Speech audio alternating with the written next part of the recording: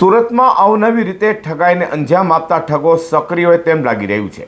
સુરતના ચોક બજાર પોલીસે ટૂરમાં લઈ જઈ અધૂરી ટૂર કરાવી લાખો રૂપિયાની રકમ પરત નહીં આપી છેતરપિંડી કરનારા ઠગને ઝડપી પાડી સળિયા પાછળ ધકેલી દીધા છે। સુરત પોલીસ કમિશનર ખાસ પોલીસ કમિશનર અનુપમસિંહ ગેહલોત, ખાસ પોલીસ કમિશનર સેક્ટર મામંગ જામીન, ડીસીપી ઝોન શ્રી રાઘવ જૈન અને એસીપી ડિવિઝન આર રાયની સૂચના લઈને ચોક બજાર પીએનજી ચૌધરીની ટીમ પીએસઆઈ વીડી ડોડિયાના માર્ગદર્શન હેઠળ પેટ્રોલિંગમાં હતી।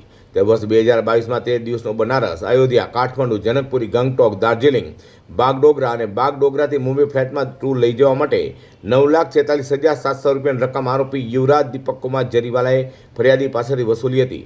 જેમાં આરોપી ટૂરમાં ગયો ન હોય માતા તથા મેનેજરની ટૂરમાં મોકલી આપી અધૂરી ટૂર કરાવી પરત મોકલી દીધા હતા।